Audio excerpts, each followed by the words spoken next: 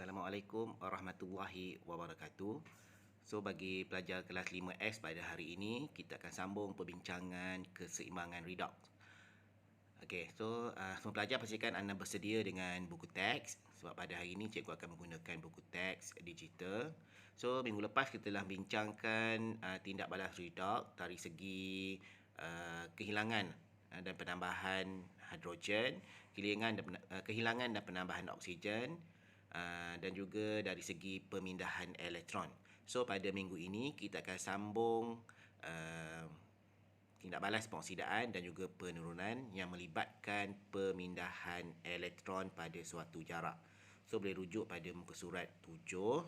So, tengok pada aktiviti makmal yang pertama menggunakan tube U ataupun U-tube. Menggunakan tube U. So, tengoklah aktiviti tersebut. Tujuannya adalah mengkaji tindak balas pengoksidaan dan penurunan dari segi pemindahan elektron pada suatu jarak.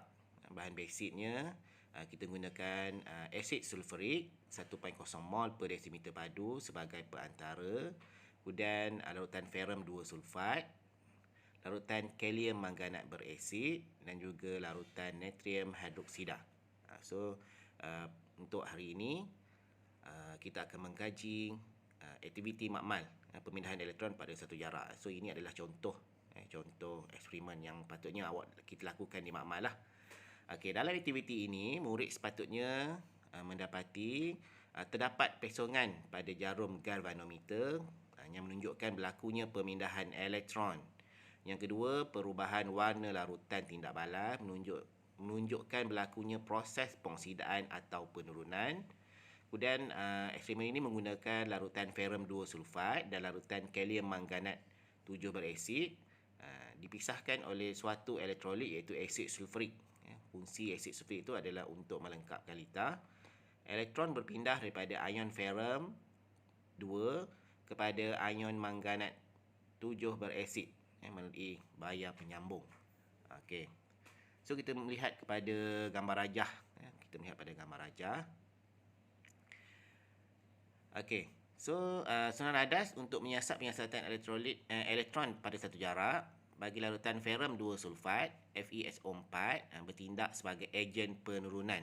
So, bila dia bertindak sebagai ejen penurunan secara automatik, kita tahu ferrum 2 sulfat mengalami proses pengoksidaan. So, tengok pada kotaknya berwarna hijau, ion ferrum 2 membebaskan elektron untuk menjadi ion ferrum 3. So, di sini daripada larutan yang berwarna hijau berlaku perubahan warna menjadi larutan perang. So, bila elektron dibebaskan, so kita tahu daripada segi pemindahan elektron, bila elektron dibebaskan, tindak balas pengoksidaan berlaku. Bagi larutan kalium manganat berasid KMNO4, dia bertindak sebagai ejen pengoksidaan, bermaksud dia mengalami proses penurunan. So, ion manganat menerima elektron menjadi ion manganat 2.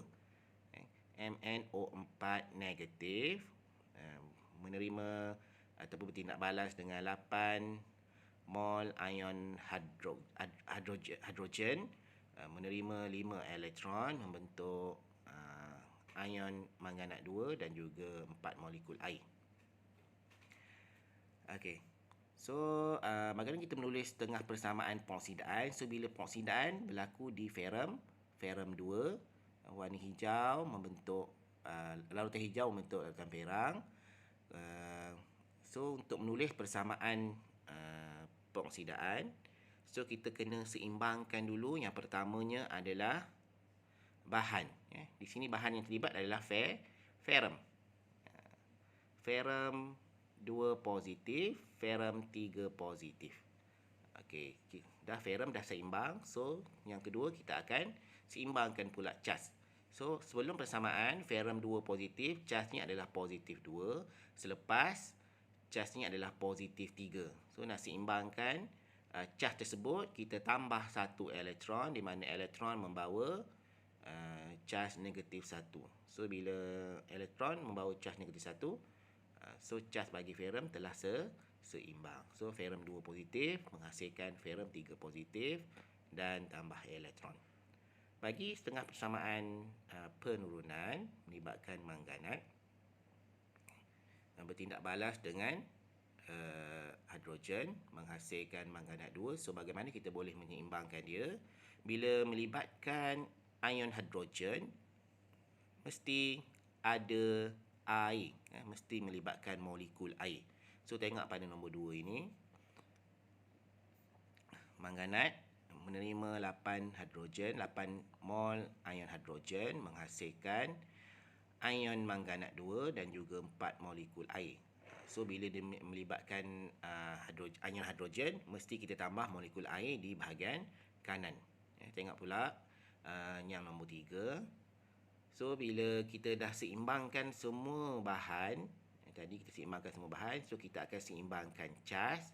So bila kita perlu seimbangkan cas, di sebelah kiri bahan tindak balas, cas ni adalah positif 7 dan selepas adalah positif 2. So kita kekurangan lebih kurang 5 elektron. So elektron itu perlu ditambahkan di bahan tindak balas sebanyak 5 elektron. So bila kita tambah 5 elektron, cas di kedua-dua bahagian telah menjadi positif 2.